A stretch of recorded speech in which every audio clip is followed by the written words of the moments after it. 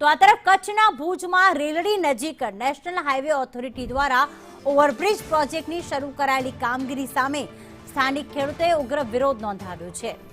ભારે પોલીસ બંદોબસ્ત સાથે શરૂ કરાયેલી આ કામગીરીનો ખેડૂતોએ સૂત્રોચ્ચાર કરીને વિરોધ કર્યો હતો, જેના પગલે પોલીસ અને ખેડૂતો વચ્ચે તીખું ઘર્ષણ પણ સર્જાયું હતું।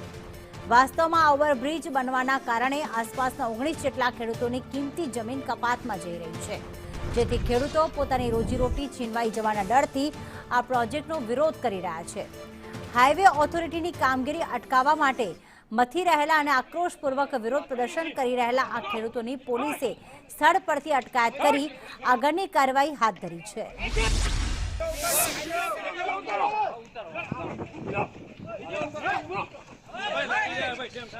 અલ્પેશ ગોસ્વામી અમારી સાથે લાઈવ જોડાઈ ચૂક્યા છે। અલ્પેશ, છેલ્લા ઘણા સમયથી આ ખેડૂત વિરોધ કરી રહ્યા છે, ઓવરબ્રિજના જે કામગીરી છે, પ્રોજેક્ટ છે, તેનો વિરોધ છે।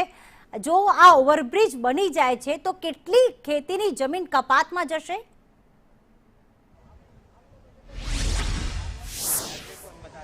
ચોક્કસથી પ્રીતિ, રેલડી નજીક જે ઓવરબ્રિજનો પ્રોજેક્ટ છે તેને મંજૂરી મળતા તેની કામગીરી છે તે નેશનલ હાઈવે ઓથોરિટી દ્વારા શરૂ કરવામાં આવી છે અને તેનો જ વિરોધ છે તે ખેડૂતો કરી રહ્યા છે। અત્યારે તમે આ દ્રશ્યો જોઈ શકો છો તે પ્રમાણે અહીંયા મોટી સંખ્યાની અંદર ખેડૂતો છે તે અત્યારે અહીંયા જોવા મળી રહ્યા છે ને જોઈ શકાય છે તે પ્રમાણે પોલીસનો ચુસ્ત બંદોબસ્ત છે તે અત્યારે અહીંયા ખેતરોમાં ગોઠવી દેવામાં આવ્યો છે। થોડી વાર પહેલા જ પોલીસ અને ખેડૂતો વચ્ચે ઘર્ષણ થયું હતું। જે રીતે નેશનલ હાઈવે ઓથોરિટી દ્વારા કામ કરવામાં આવ્યું છે તેનો કંઈક ને કંઈક ખેડૂતો છે તે વિરોધ કરી રહ્યા છે।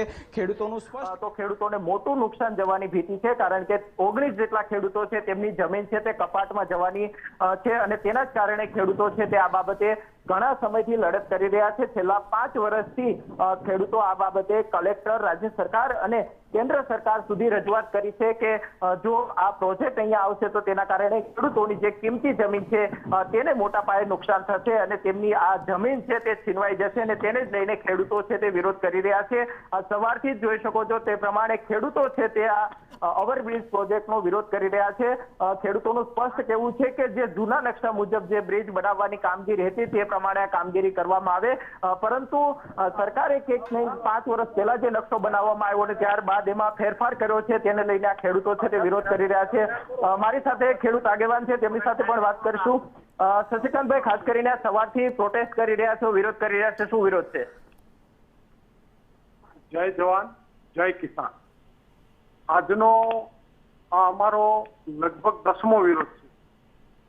નેશનલ હાઈવે ઓથોરિટી કચ્છની અંદર ભુજથી વરસાણા સુધીનો નેશનલ હાઈવે 341 2 માર્ગીમાંથી 4 માર્ગી કરે તો જે હાઈવે જાય છે મોટી રેલડી કુકમા પંચાયતમાં આવે છે, રેલવે ક્રોસિંગ, ત્યાંથી પહેલા 2017-18માં ત્યાંથી લોકોએ સર્વે કર્યા પછી એનો મેપ બન્યો છે 2017માં।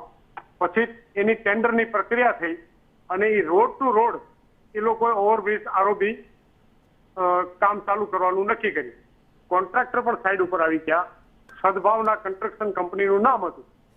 અનિવાર્યના સંજોગોના કારણે સદભાવના કંપની અને નેશનલ હાઈવે વચ્ચે કોઈ તકલીફ સમસ્યા ઉભી થઈ એટલે એ કંપની કામ છોડીને જતી રહી।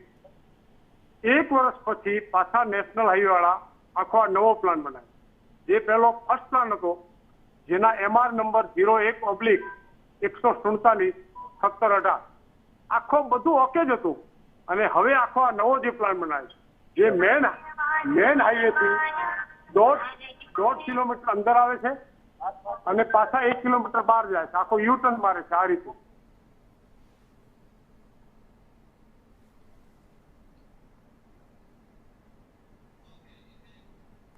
તો પ્રોજેક્ટથી 19 ખેડૂતોની જમીન કપાતમાં જઈ રહી છે।